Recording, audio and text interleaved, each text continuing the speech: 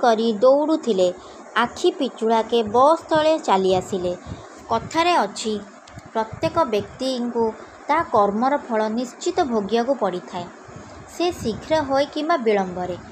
ଚୋରଟିଏ ଚୋରି କରିବାର ବିଭିନ୍ନ କାଇଦା ଜାଣିଥିଲେ ମଧ୍ୟ ବେଳେବେଳେ ସେ ଏପରି ଭୁଲ କରିଥାଏ ଯେଉଁଥିରେ ତା ଜୀବନ ପ୍ରତି ବିପଦ ଥାଏ। ସୋସିଆଲ ମିଡ଼ିଆରେ ଏପରି ଏକ ଭିଡ଼ିଓ ଭାଇରାଲ ହେବାରେ ଲାଗିଛି, ଯେଉଁଥିରେ ଚୋରି କରିବାକୁ ପରିଣାମ ଚୋର ଭୋଗିଥିବାର ଦର୍ଶାଯାଇଛି।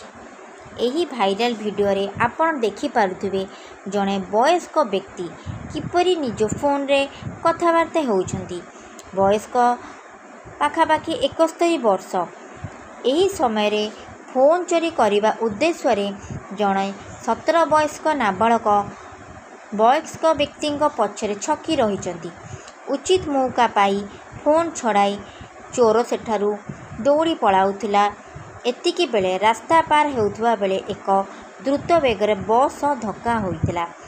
ଏହି ଭୀଷଣ ଦୁର୍ଘଟଣା ପରେ ସମସ୍ତେ ଭାବିଲେ ଚୋରକୁ ହସ୍ପିଟାଲ ନିଆଯାଇଥିଲା, କିନ୍ତୁ ଦୁର୍ଭାଗ୍ୟବଶତଃ ତାଙ୍କ ଜୀବନ ବଞ୍ଚି ପାରିନଥିଲା। ଏଥିରୁ ଜଣାପଡ଼ିଲା ଯେ କର୍ମର ଫଳ ଚୋରକୁ ଖୁବ୍ ଶୀଘ୍ର ମିଳିଗଲା। ଆଗକୁ ନେଇ ଆସିବି ଆପଣମାନଙ୍କ ପାଇଁ କିଛି ନୂଆ ନୂଆ ଖବର। ସୁସ୍ଥ ରୁହନ୍ତୁ, ସତର୍କ ରୁହନ୍ତୁ। ନମସ୍କାର ଓଡ଼ିଶାବାସୀ।